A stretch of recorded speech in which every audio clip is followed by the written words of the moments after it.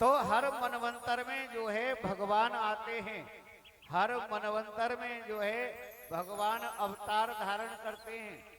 किसके लिए? संसार के जीवों के लिए, संसार के कल्याण के लिए। जब जब होए धर्म की हानि, बाढ़े असुर अधम अवमानी। योगते अर्था सुदुम्ना मनोर्वैवस्व सुते। इस प्रकार भगवान जो है अनेक प्रकार से लीलाएं करते हैं और फिर इस संसार से अपनी लीलाओं को समेट करके भगवान अपने लोक को प्रस्थान कर जाते हैं। महाराज मनु के पुत्र नरयंश और नरयश्यंत के पुत्र चित्रसेन, उनके पुत्र दक्ष, दक्ष के मीड़वान, उनके कोर्च, कोर्च के इंद्रसेन, इंद्रसेन के वीतिहोत्र और वीतिहोत्र के जो पुत्र हैं सत्यश्रवा, सत्यश्रवा के उरुश्रवा, देवदत्त, देवदत्त के अग्नि, अग्नि के अवतार और अग्निवैश्य। इनकी उत्पत्ति जो है एक कुमारी कन्या से हुई। इनके वंश में अग्नि वैश्यायन नामक ब्राह्मण वंश हुआ है। नरयश्यंत के वंश हुए हैं और दिष्ट के वंश, दिष्ट के पुत्र नाभाग, नाभाग का वर्णन होगा।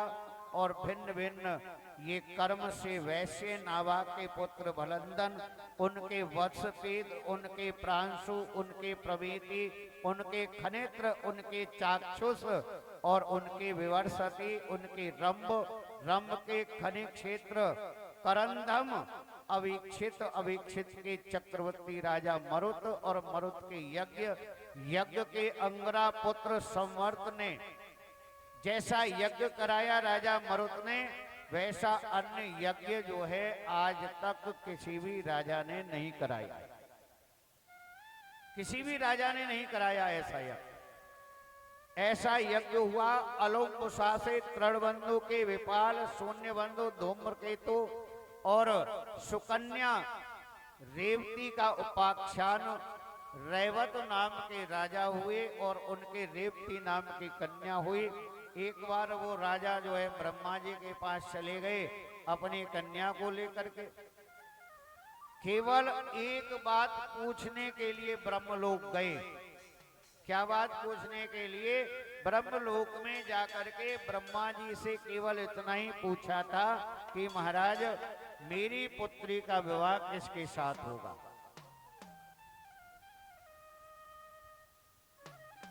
ब्रह्मा जी ने कहा कि तुम्हारी पुत्री का विवाह होगा, भगवान जब श्री कृष्ण का अवतार होगा तो उनके बड़े भाई बलभद्र बलराम जी होंगे और उनके साथ में तुम्हारे जो है पुत्री रेवती का विवाह बलराम जी के साथ होगा। बोले कि महाराज कृष्ण अवतार, इतना बड़ा समय, इतना बड़ा अंतर कैसे है? बोले कि तुम क्या समझते हो, तुम यहाँ पर आए हो ना, तुम्हारे कुल खानदान में कोई नहीं बचा, कोई नहीं मिलेगा तुम्हें। अब जब तक तुम यहाँ से वापस जाओगे तब तक कृष्ण अवतार हो जाएगा। यानी कि इतना समय जो है ब्रह्मा जी के पास आने जाने में इतना समय व्यतीत हो गया। महाराज नाभाग, नाभाग के अम्बरीश, महाराज अम्बरीश जो है बड़े ही धर्मात्मा और बड़े ही जो है पुण्यात्मा राजा हुए। भगवान नारायण के, भगवान श्री कृष्ण के परम भक्त थे। नाभागो नवगापत्यम यंतदम भ्रातरा कवि। महाराज अम्बरीश जो है उनका नियम था भगवान की पूजा करना, भगवान की अर्चना करना, भगवान की वंदना करना और नियम से जो है एकादशी व्रत करना और एकादशी व्रत का समय पर पारायण करना। ऐसे महाराज अम्बरीश जो है भगवान के भक्त थे। एक बार दुर्वासा मुनि आ गए इनकी परीक्षा लेने के लिए। इनकी परीक्षा लेने के लिए जो है दुर्वासा ऋषि आ गए। अपनी संत मंडली के साथ में दुर्वासा मुनि पहुंचे। द्वादशी का दिन था। राजा का पलायन का समय होने वाला है, लेकिन दुर्वासा मुनि आगे संत मंडली के साथ। तो महाराज स्वागत सत्कार किया राजा ने, और महाराज भोजन ग्रहण करके जाना। लेकिन दुर्वासा मुनि ने कहा कि नहीं महाराज, अभी तो हम स्नान करके आएंगे, तब आकर के भोजन ग्रहण करेंगे। अब दुर्वासा मुनि राजा अम्बरीश क्या करें? बोले कि ये जाएंगे स्नान करके लौट के आएंगे, तब तक तो मेरा व्रत के परायण का समय निकल जाएगा। चले गए दुर्वासा मुनि, और बिना संतों को अब भोजन कराए राजा भोजन नहीं कर सकते। दुर्वासा मुनि जानते हैं, जानबूझ करके विलंब किया। अब उन्होंने उपाय सोचा, विद्वानों से पूछा कि इस परिस्थिति में क्या करना चाहिए जो मेरा व्रत भंग भी ना हो और संत का अपमान भी ना हो। जब इस प्रकार से पूछा गया, बोले कि महाराज कोई बात नहीं है, आपका व्रत भंग भी नहीं होगा और संत का अपमान भी नहीं होगा। आप भगवान का चरणामृत तुलसी दल उसमें डाल करके अर्पण यानी कि आप ग्रहण कर लो, आपका व्रत भंग भी नहीं होगा, परायण भी हो जाएगा, संत का अपमान भी नहीं होगा किसी भी प्रकार से। भगवान का चरणामृत तुलसी दल डाल करके आप ग्रहण कर लीजिए, आपका परायण हो जाएगा। दुर्वासा मुनि पहुंचे, जानते थे कि अब राजा का जो है व्रत भंग हो गया। पहुंचे, प्रणाम किया, लेकिन राजा अम्बरीश को प्रसन्न देख करके महाराज भोजन ग्रहण कीजिए। बोले कि राजन आपका तो जो है व्रत भंग हो गया, व्रत परायण का जो समय था वो तो निकल गया और हमें थोड़ा आने में विलंबता हो गई। बोले कि नहीं नहीं महाराज, आप चिंता मत कीजिए, मेरे व्रत का परायण तो हो गया, मेरा व्रत भंग नहीं हुआ, आप भोजन करिए। बोले व्रत भंग नहीं हुआ, व्रत का परायण कर लिया, संतों को भोजन कराने से पहले परायण कर लिया तुमने। अब दुर्वासा मुनि को क्रोध आ गया। जब दुर्वासा मुनि को क्रोध आया तो उन्होंने क्रोध में जो है एक कृत्या नाम की राक्षसी को उत्पन्न किया और आज्ञा दी कि जाओ राजा के प्राणों का हरण करो। जब कृत्या को उत्पन्न किया और वो कृत्या राजा को मारने के लिए दौड़ती है, तुरंत जो है भगवान का सुदर्शन चक्र आया और उस कृत्या का वध किया। अब तो भगवान का सुदर्शन चक्र महाराज दुर्वासा मुनि के पीछे लग गए। अब दुर्वासा मुनि आगे आगे भाग रहे हैं, रक्षा करो बचाओ। ब्रह्मा जी के पास पहुंचे, महाराज मेरी रक्षा करो, भगवान का सुदर्शन चक्र मेरे पीछे है। बोले कि भगवान का सुदर्शन चक्र मैं कुछ नहीं कर सकता भाई, शंकर भगवान के पास जाओ। शंकर भगवान के पास पहुंचते हैं दुर्वासा मुनि, भोलेनाथ मेरी रक्षा करो, बचाओ मुझे, क्या हुआ? बोले कि भगवान का सुदर्शन चक्र मेरे पीछे पड़ा है, मेरा वध कर देगा, मार देगा मुझे। बोले कि क्या कर दिया तुमने? बोले कि महाराज ऐसे ऐसे अपराध। बोले कि एक काम करो, तुम्हें कोई नहीं बचा सकता। बोले कि क्या कह रहे हो प्रभु? कि हाँ, जहां से आए हो वहीं जाओ, उन्हीं की शरण में राजा ही तुझको बचा सकते हैं और कोई नहीं बचा सकता। दुर्वासा मुनि आए हैं, तुरंत जो है राजा अम्बरीश के पैरों में गिर पड़े। राजा ने तुरंत उठा लिया। बोले क्या कर रहे हो? राजन मेरी रक्षा करो। तो महाराज अम्बरीश ने सुदर्शन चक्र की प्रार्थना की और सुदर्शन चक्र की जब प्रार्थना की तब सुदर्शन चक्र वापस गया। ये भगवान के भक्त की महिमा है।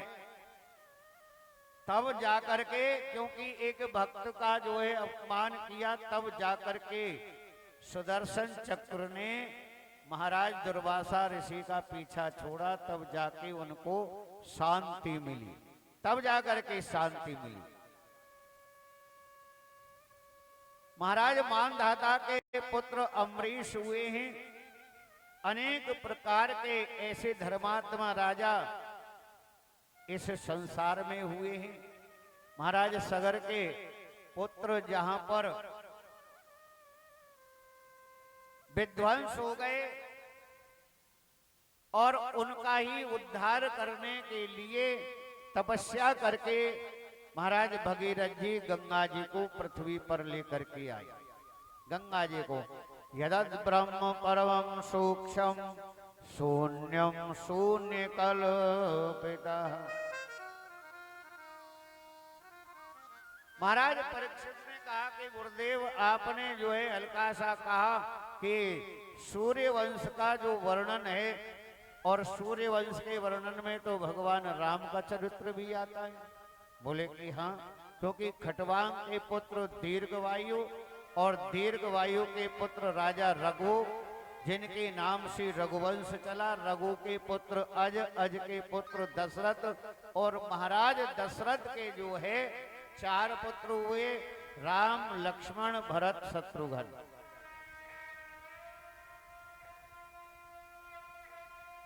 भगवान जो है श्री राम ने अपने जो है पिता की आज्ञा का परिपूर्ण पालन किया और समस्त जो है राजपाट सबको त्याग करके वन में चले गए।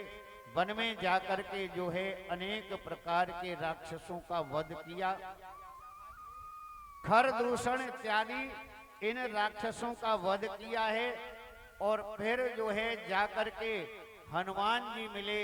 हनुमान जी ने सुग्रीव जी से मित्रता कराई और फिर जाकर वहां सीता जी का हरण हुआ और सीता जी का ही पता करने के लिए वानर सेना को एकत्रित किया गया। सीता जी की सुध में हनुमान जी ने लंका जी का दहन किया और फिर खबर लेकर के वापस आए। जाकर के भगवान श्री राम की सेना ने जो है लंका पर आक्रमण किया, बड़े बड़े राक्षसों का वध किया, कुंभकर्ण इत्यादि रावण आदि इन सब का वध किया। विभीषण को शरणागति प्राप्त हुई और अंत में जो है लंका का राजा विभीषण को बना दिया। श्रीमद् भागवत की कथा में भगवान श्री राम का चरित्र सूक्ष्म में दिया गया। ज्यादा विस्तार से तो फिर जो है राम कथा में आप सुन सकते हैं, लेकिन सूक्ष्म से ही दिया गया है। मैंने तो बहुत आपको सुनाई और बहुत अभी सुनाऊंगा। तो इस प्रकार जो है विभीषण को शरणागति मिली और विभीषण को राजा बनाया। तब जाकर के जो है भगवान श्री राम जो है अयोध्या में जब आए और आने का समाचार मिला तो बहुत ही सुंदर और दीप मालाओं के द्वारा अयोध्या नगरी को सजाया गया, दीपोत्सव मनाया गया। भगवान श्री राम अयोध्या में आए तब से ही जो है दीपावली का पर्व मनाया जाता है। भगवान श्री राम आए अयोध्या में और फिर भगवान श्री राम का राज्य अभिषेक हुआ। लेकिन यहाँ जो है नगरवासी एक सज्जन के जो है मुख से जब इस प्रकार सुना कि एक दिन उसकी पत्नी जो है रात भर घर से बाहर रही, अगले दिन सुबह आई तो उसने पत्नी को घर से बाहर निकाल दिया कि मैं राम नहीं हूं जो रावण हरण करके सीता को ले गया और फिर राम ने रख ली। मैं राम नहीं हूं, मैं नहीं रखता तुझे। भगवान श्री राम जो है अपनी प्रजा की सुध लेने के लिए, खैर खबर लेने के लिए और भेष बदल के घूम रहे थे। भगवान राम को बहुत बुरा लगा। प्रातः काले सीता जी का परित्याग कर दिया भगवान राम ने और सीता जी जंगल में चली गई। फिर जो है वहां लव और कुश इनके 2 पुत्र हुए। भगवान श्री राम ने अयोध्या में 36,000 वर्ष तक राज्य किया। ऐसा जो है राम राज्य हुआ। दैहिक दैविक भौतिक तापा राम राज नहीं का हुई व्यापा। भगवान श्री राम का ऐसा जो है राज्य था, ऐसा जो है भगवान का राज्य के कोई भगवान के राज्य में कोई दुखी नहीं, कोई परेशान नहीं, किसी को किसी प्रकार से कोई धन की कमी नहीं, किसी प्रकार से कोई कैसे भी दुखी नहीं था। तो ऐसा जो है भगवान श्री राम का राज्य था। आइए थोड़ी सी भगवान राम की महिमा के बारे में बताया जाए आप लोगों को कि भगवान राम की महिमा क्या है। राम नाम के हीरे मोती, राम नाम के हीरे मोती, मैं बिखराऊं गली गली। राम नाम के हीरे मोती, मैं बिखराऊं गली गली। ले लो रे कोई राम का प्यारा, शोर मचाऊं गली गली। ले लो रे कोई राम का प्यारा, शोर मचाऊं गली गली। बोलो राम, बोलो राम, बोलो राम राम राम। बोलो राम, बोलो राम, बोलो राम राम राम।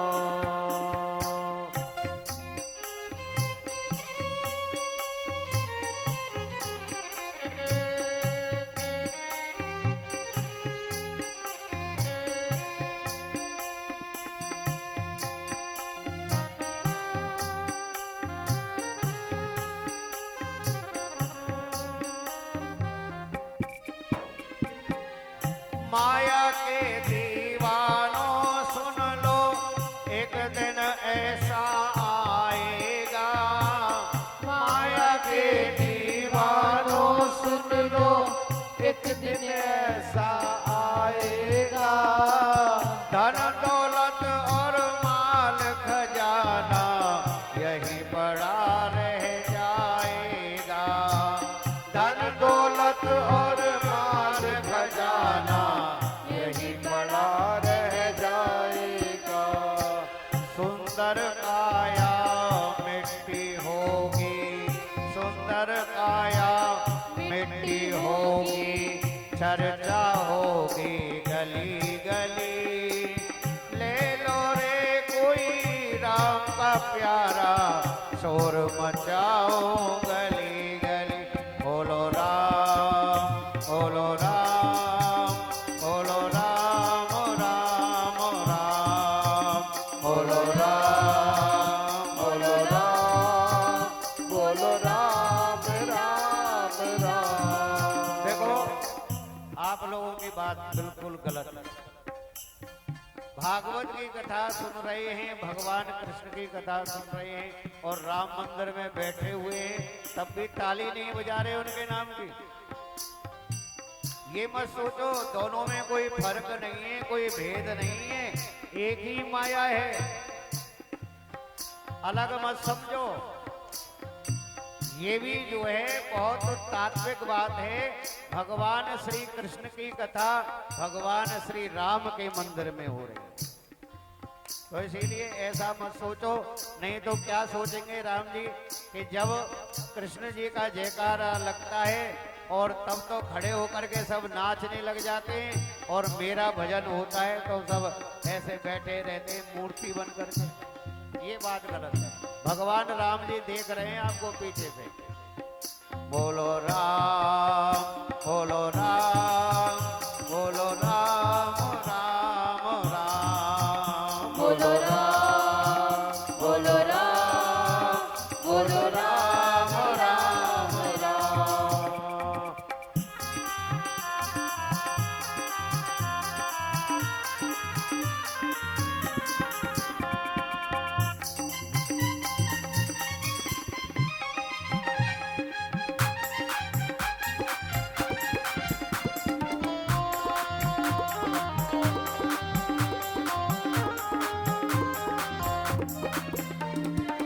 क्यों करता है मेरा मेरी, यह तो तेरा मकान नहीं।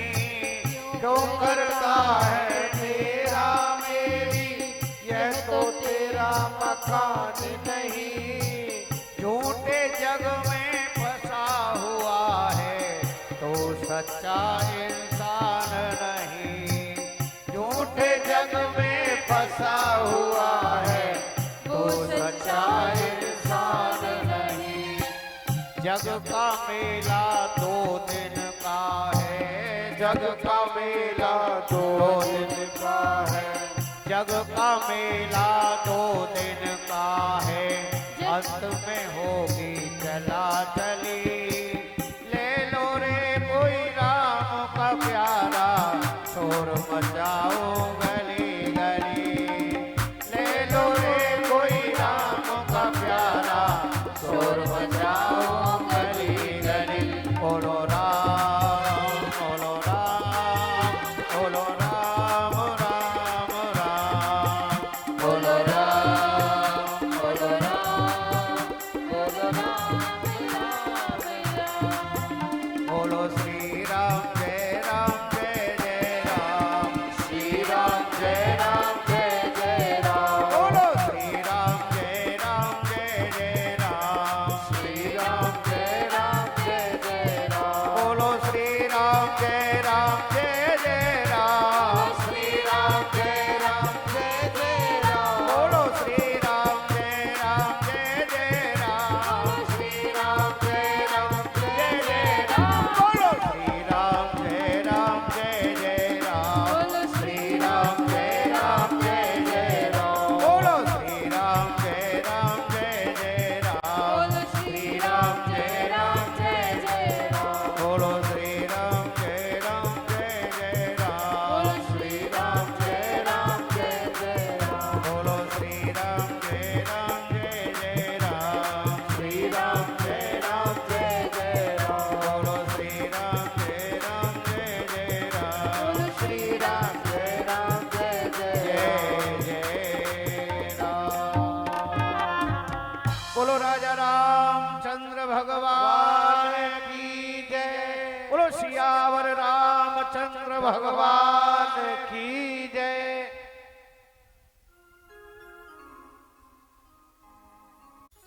भाई से भाई का क्या संबंध होता है, पति पत्नी का क्या संबंध होता है, पिता पुत्र का क्या संबंध होता है, और गुरु शिष्य का क्या संबंध होता है, स्वामी सेवक का क्या संबंध होता है, ये यदि आपको जानना है तो मर्यादा पुरुषोत्तम भगवान श्री राम के चरित्र आप सुने और पढ़े। रामायण पढ़े, रामायण सुने, आपको जो है पता चल जाएगा कि मर्यादा क्या होती है। और उसी मर्यादा को जो है भूल गए हैं हम। महाराज चंद्रवंश में बुद्ध और पुरूरवा का उपाख्यान, और एक बार सहस्त्रार्जुन और भगवान जो है परशुराम का युद्ध हुआ, क्योंकि सहस्त्रार्जुन को जो है अपनी 1000 भुजाओं का बड़ा ही घमंड था। भगवान परशुराम ने एक बार नहीं 21 बार जो है इस पृथ्वी को क्षत्रिय विहीन कर दिया था, एक भी क्षत्रिय को नहीं छोड़ा था। एक बार नहीं 21 बार जो है। और महाराज ययाति का चरित्र वर्णन आता है, जैसे बकरे के दृष्टांत से वैराग्य की उत्पत्ति होती है।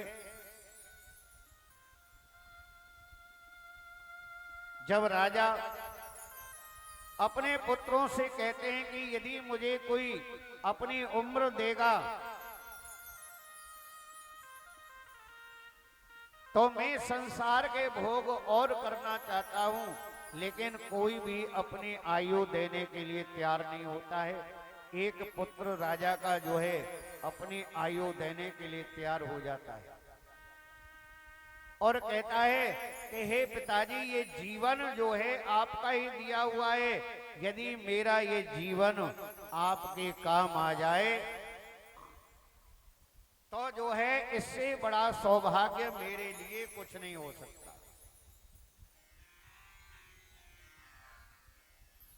तो अपने जो है जीवन को दे दिया। महाराज रंती देव का उपाख्यान, विततस्य सुतो मन्यु बृहत क्षत्रो जयस्तथा। जरासंध के सहदेव उनके सोमापी उनके श्रुतधवा हुए।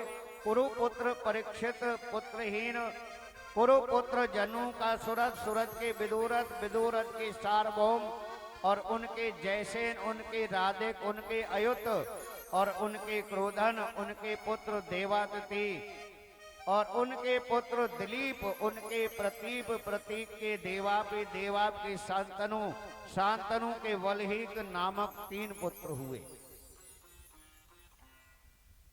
इस प्रकार जो है इनका वंश वर्णन चला।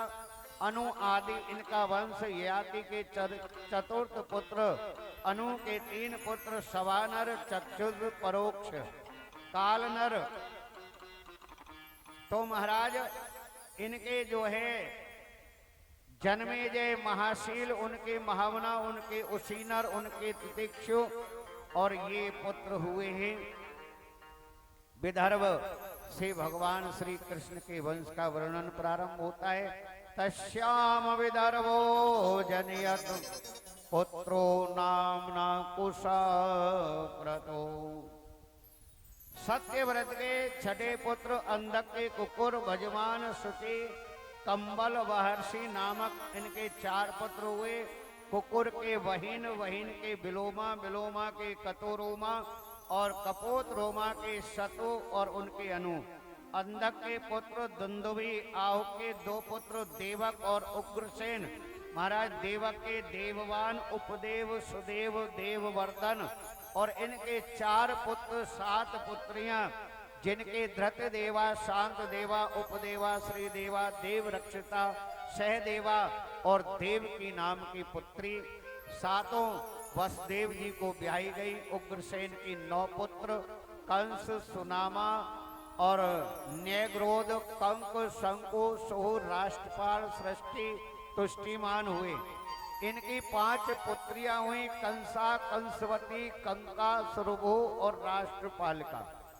वसुदेव जी के अनुजों के साथ में ब्याही गई। चित्ररथ सुत विदुरथ के सूर हुए, सूर के भजमान, भजमान के शनि, शनि के स्वयं भोज और उनके पुत्र ददेक। हृदय के 4 पुत्र देवबाहु, सत, धनु, कृतवर्मा, देवमीर। तो इनके जो है ये पुत्र हुए हैं। देवमीर के पुत्र सूर, सूर के वसुदेव, देववाग, देवाद्रवा, आनक, संजय, श्यामक, कंक, समीक, वत्सक और ब्रक नामक जो है ये 10 पुत्र इनके हुए। भगवान श्री कृष्ण के जो है वंशज हैं ये सब। वसुदेव के जन्म काल में देवताओं के द्वारा दुंदुभी बजाई, उनका आनक दुंदुभी नाम भी पड़ा है। सूर के 5 पुत्रियां हुई, श्रुतदेवा, कीर्ति, सुतश्रवा और राजादि देवी और प्रथा। प्रथा का नाम कुंती भी था क्योंकि उनके पिता सूर ने उसे अपनी सखा जो है कुंती भोज को संतानहीन होने के कारण इसको दे दिया था। इसीलिए कुंती ने दुर्वासा को प्रसन्न करके देवहूति नाम की विद्या प्राप्त की।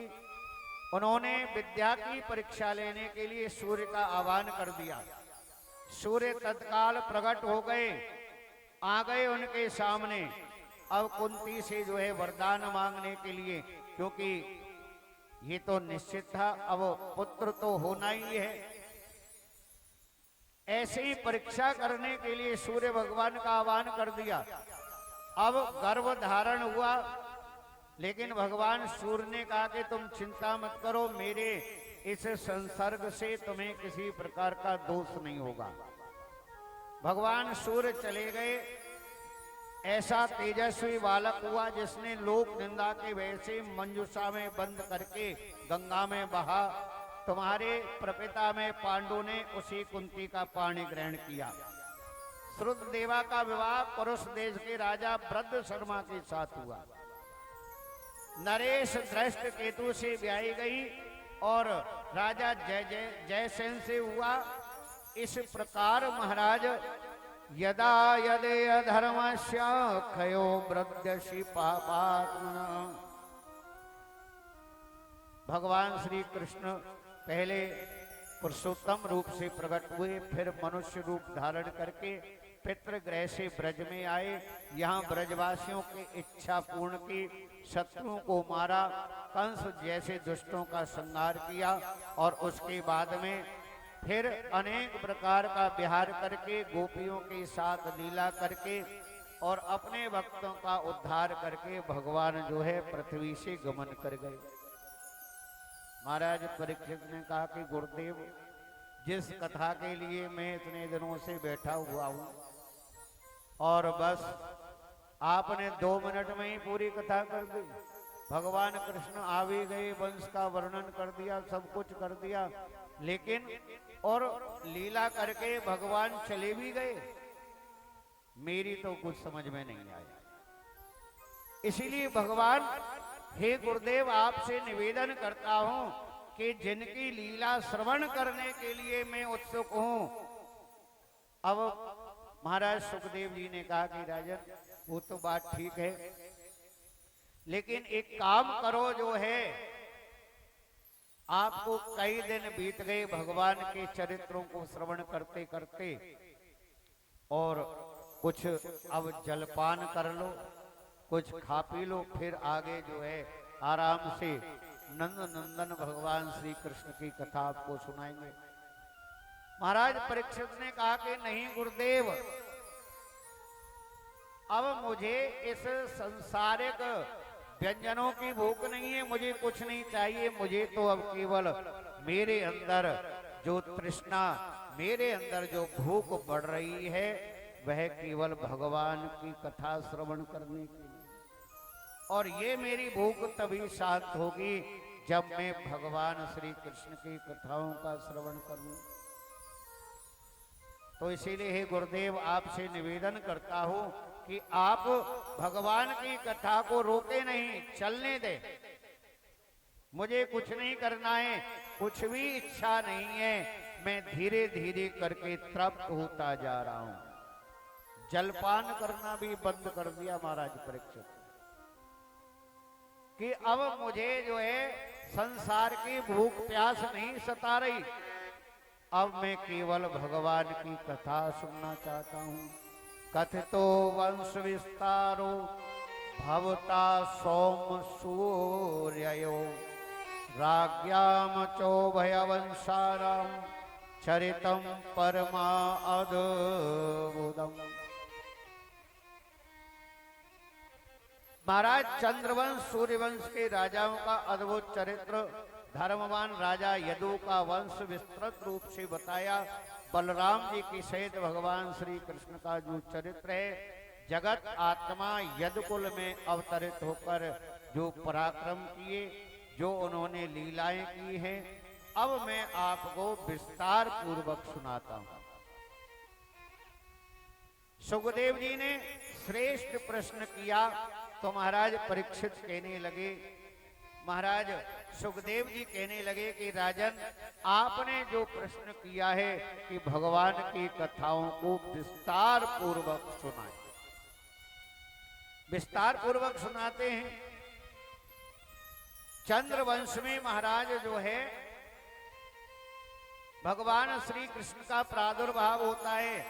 एक बार जो है जब मथुरा के राजा उग्रसेन जी थे, तो एक बार रानी जो है भ्रमण करने के लिए जंगल में चली गई, और जंगल में जो है एक राक्षस ने व्यभिचार किया, जिससे कंस की उत्पत्ति हुई। और डर के मारे रानी ने नहीं बताया। जब पता चला महाराज उग्रसेन को, जब उसके भविष्य के बारे में कुंडली दिखाई और जब देखा कि ये तो बड़ा ही उत्पाती, बड़ा ही क्रूर और बड़ा ही अधर्मी राजा बनेगा, तो फिर जो है अनेक प्रकार के द्रव्य, अनेक प्रकार के जो सामग्री, अनेक प्रकार से द्रव्य भर करके एक बक्से में बंद करके जो है कंस को यमुना जी में बहा दिया, यमुना जी में बहा दिया। लेकिन वहीं पर उसी नगर के निवासी एक जो मछली पकड़ते हैं ना, उन्होंने वो बक्सा देखा, खोल लिया, सुंदर बालक देखा, बालक के साथ में उस द्रव्य को भी देखा, लेकिन उस बालक के जो लक्षण देखे कि ये तो किसी राजा का बालक है, राजा का बालक है, समझ गए। और जो है वहीं जो है उस बालक को फिर जो है महलों में लौटा। अब जो है क्या करें, बड़ा ही दुराचारी और बड़ा ही अधर्मी जो है कंस हुआ। कंस ने क्या किया कि चारों तरफ उपद्रव ही उपद्रव करता था। महाराज उग्रसेन सुन करके एक बार समझाया कि अपनी हरकतों से बाज आ जाओ कंस, नहीं तुमको यहाँ से हम अपने देश से निकलवा देंगे।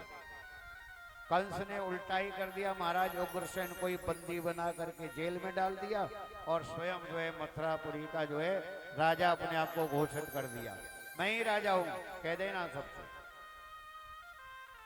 अब कंस के डर के मारे कौन बोले, सब मान गए, महाराज कंस की जय हो, महाराज कंस की जय हो। और ये कह दिया कि अब देख लो, कोई भी किसी ने भी गड़बड़ की तो उसको मृत्यु दंड मिलेगा, सब चारों तरफ मेरी जय जयकार होनी चाहिए।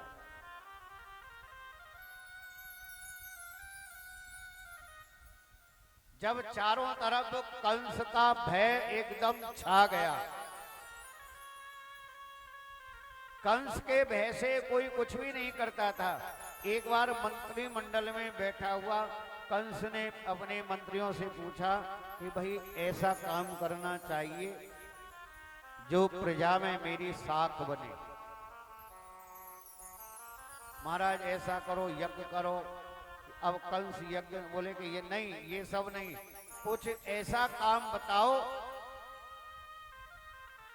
जिससे जो है सारी प्रजा मुझे समझ पाए, क्योंकि एकदम कंस का भय समाहित हो गया चारों तरफ।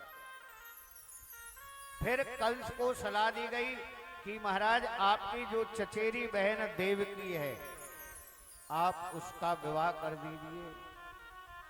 अब वर ढूंढो किससे, बोले कि वसुदेव जी से, क्योंकि वसुदेव जी से जब हमारा संबंध हो जाएगा तो महाराज फिर तो इस संपूर्ण ब्रजमंडल पर आपका ही राज रहेगा, क्योंकि फिर वसुदेव जी भी नहीं बोल सकते। सूरसेन महाराज के पुत्र थे वसुदेव जी, बोले कि ठीक है, बहुत बड़े जमींदार थे। वसुदेव जी को बुलवाया गया, ब्याह का प्रस्ताव दिया। कंस के प्रस्ताव के सामने कैसे जो है मना करते, कैसे मना करते। तैयार हो गए। अब देवकी का जो कन्यादान है स्वयं जो है कंस ने किया अपने हाथ से।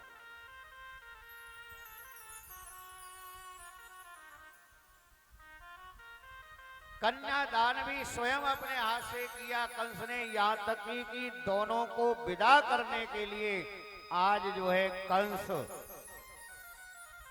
स्वयं जो है रथ को रथवान बना और वसुदेव और देवकी को बिठाया पीछे। रथ चढ़ाए तब देवकी आप भयो रथवान, पहुंचावन अत हेत सो चलो सहित अभिमान।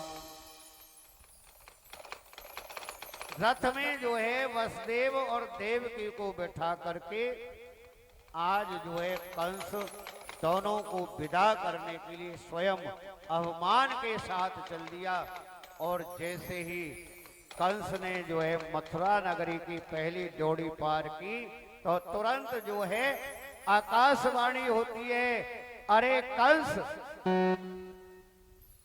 जिसको इतनी प्रसन्नता से, इतना प्रसन्न होकर के जिस देवकी को आज तू विदा करने के लिए जा रहा है, इसका ही 8वां लाल तेरा काल होगा, तेरा काल होगा, तेरा काल होगा। एक बार नहीं 2 बार जो है आकाशवाणी सुनी। तुरंत रथ को कंस ने रोक दिया। ऐसे समझो जैसे जो है कंस के पैरों के नीचे से जमीन निकल गई। कंस के पैरों के नीचे से जमीन निकल गई। अब तो जो है तुरंत रथ को रोक दिया, हाथ में तलवार ली और जो है देवकी को मारने के लिए कंस तैयार हो गया, मारने के लिए तैयार हो गया। वसुदेव जी ने निवेदन किया, प्रार्थना की कि महाराज आप जैसे राजा को ये सब शोभा नहीं देता है, आप जैसे राजा को ये सब शोभा नहीं देता है, क्या करें वसुदेव जी, क्या करें? आपने ये सब सुना था ना अभी? बोले कि महाराज सुना था, लेकिन देवकी को मारने से बोले कि जब ना रहेगा बांस ना बजेगी बांसुरी, जब देवकी को ही मार दूंगा तो काल कहां से होगा? बोले कि महाराज स्त्री का वध करना आपको शोभा देगा? कोई क्या कहेगा कि इतना बड़ा चक्रवर्ती सम्राट और इतना बलवान राजा, बोले कि एक स्त्री का वध कर दिया, एक अबला का वध कर दिया, तो क्या करूं वसुदेव, मुझे बताओ मैं क्या करूं? बोले कि महाराज अरे इसकी संतान, इसका 8वां जो लाल होगा वही तो आपका काल होगा। बोले कि हाँ वही मेरा काल होगा। बोले कि बस तो ठीक है, इसके जो संतान होगी वो मैं आपको समर्पित कर दूंगा, अब आप चाहे जो करना। लेकिन देवकी के प्राणों की आप जो है देवकी के प्राणों को छोड़ दीजिए। कंस ने बात मान ली। कंस ने कहा कि लेकिन तुम दोनों को जब तक देवकी का 8वां लाल नहीं होगा, दोनों को बंदी गृह में मैं अपनी नजरों के सामने रखूंगा।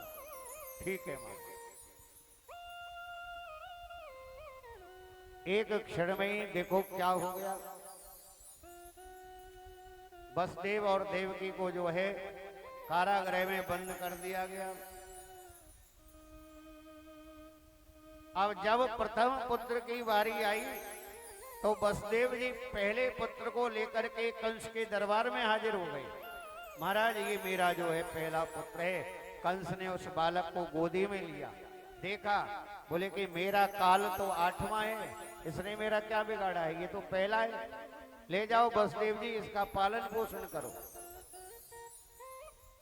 ऐसी दया जो है कंस के हृदय में आ गई। अब इधर जो है देवताओं ने देखा कि ये क्या हो रहा है, कंस क्या कर रहा है, ऐसे तो भगवान आएंगे ही नहीं, भगवान का अवतार ही नहीं होगा। और तुरंत जो है नारद जी को भेजा, नारायण नारायण कहते हुए नारद जी और कंस की सभा में पहुंच गए। नारायण नारायण नारायण। कंस ने खड़े होकर के नारद जी को प्रणाम किया, आसन पर बिठाया, चरण धोए। नारद जी ने कुशल समाचार पूछा, कहो राजन सब ठीक है? कंस ने बताया कि महाराज ऐसे हुआ ऐसे हुआ ऐसे हुआ, आकाशवाणी के बारे में बताया। बोले कि अच्छा फिर क्या हुआ? फिर महाराज जो है वसुदेव जी प्रथम पुत्र को लेकर के आए। अब मेरा तो काल 8वां है तो पहले को मैंने छोड़ दिया। बोले कि यही गलती कर दी। नारद जी बोले सबसे बड़ी गलती यही की है। बोले कि कैसे महाराज, कैसे गुरुदेव? बोले कि तू देवताओं की चाल को जानता नहीं है। 8वां पहले भी आ सकता है, बीच में भी आ सकता है, कभी भी आ सकता है। अष्ट कमल बनाया जो है नारद जी ने, यहाँ से गिनती करी, यहाँ से गिनो 1 2 3, यहाँ हटाया, अब यहाँ से 1 पे गिनती करो। चारों तरफ से कोई भी पहला आ सकता है, कोई भी 8वां आ सकता है। कंस ने कहा कि तो गुरुदेव क्या करूं, बालक को मार दूं? बोले ये मुझे नहीं पता। नारायण नारायण कहते हुए नारद जी चले गए।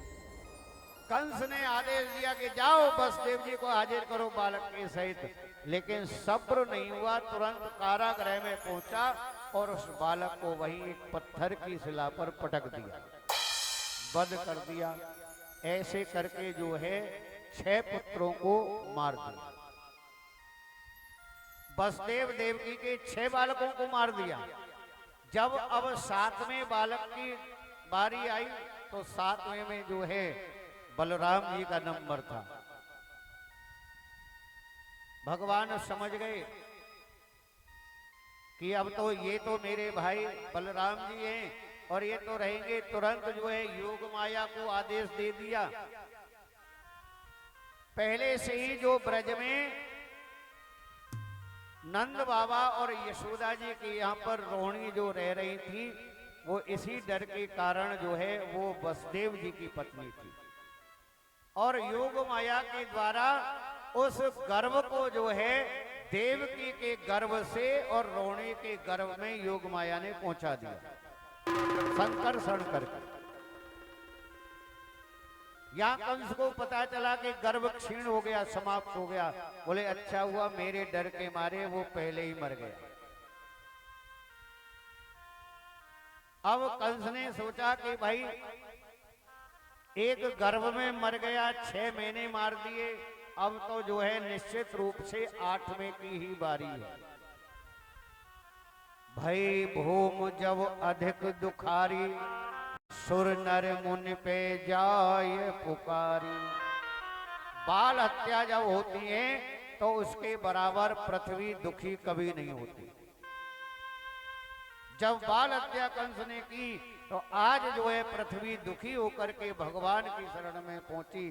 प्रभु ऐसा पाप मैं बर्दाश्त नहीं कर सकती, या तो आप रक्षा करें, नहीं तो मैं रसातल को चली जाऊंगा।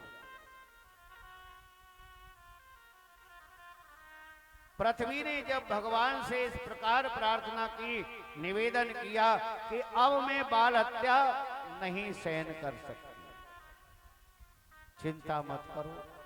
भगवान ने आश्वासन दिया पृथ्वी को कि आप जाओ, अब ज्यादा समय नहीं है, अब मैं पृथ्वी पर आने वाला हूं, मेरा अवतार होने वाला है। जब ये पृथ्वी ने सुना तो गदगद हो गई। अपने जो है सबके साथ में मैं पृथ्वी पर आने वाला हूं, तुम्हारे भार को भी हल्का करूंगा, तुम्हारा भी उद्धार होगा, भक्तों का भी उद्धार होगा और सबका उद्धार होगा। क्योंकि जब इस प्रकार दैत्यों का या ऐसे दुष्टों का जब अत्याचार बढ़ता है, तब जो भगवान के भगत होते हैं, चाहे पृथ्वी हो, चाहे ब्राह्मण हो, चाहे संत हो, कोई भी हो, ये सब जो है भगवान से पुकार करते हैं कि हे प्रभु आप हमारी रक्षा करो। संत महात्माओं ने, क्योंकि कंस कहीं भी यज्ञ नहीं होने देता था, किसी प्रकार कोई धर्म कर ही नहीं सकता था, तो आज सब मिलकर के भगवान को पुकार रहे हैं। तेरी हो रही जय जयकार, कन्हैया आजा रे। तेरी हो रही जय जयकार, कन्हैया आजा रे। आजा रे, आजा रे, आजा रे, आजा रे। तेरी हो रही जय जयकार, कन्हैया आजा रे। तेरी हो रही सब भक्त खड़े तेरे द्वार, कन्हैया आजा रे। सब भक्त खड़े तेरे द्वार, कन्हैया जय हो रही जय जयकार, कन्हैया आजा रे।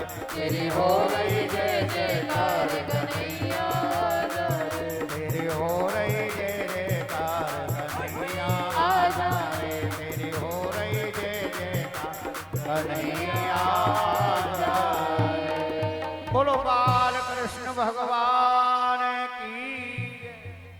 भक्तों की जब पुकार सुनी, तुरंत भगवान जो है जेल में ही प्रकट हो गए। कुर्सी पे बैठाओ, बैठाओ, गोदी में दे दो ठाकुर जी को।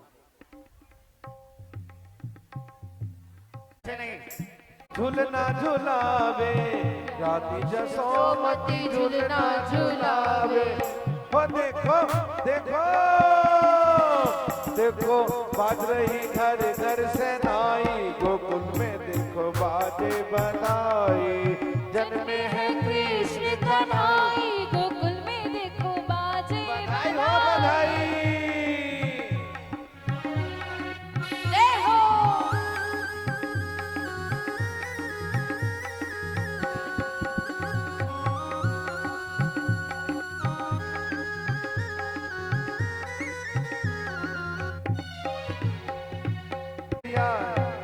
बाजे बाजे बधैया ओ जन्मे है कृष्ण कन्हाई गोकुल में देखो बाजे बधाई। बाजे बधाई देखो बाजे बधाई। बाजे बधाई देखो बाजे बधाई। हाँ जन्मे हैं कृष्ण कन्हाई गोकुल में देखो बाजे बधाई। सुंदर मन हर रूप सलोना सुंदर हर मन रूप सलोना। सुंदर मन हर रूप सलोना सुंदर मन हर रूप सलोना। कृष्ण की छवि में जादू और टोना। कृष्ण की छवि में है जादू और टोना। देखो बलदाओ के हैं भैया कुल में देखो बाजे बधैया। जन्मे है कृष्ण कन्हाई गोकुल में देखो बाजे बधाई। जन्मे हैं कृष्ण कन्हाई गोकुल में देखो बाजे बधाई।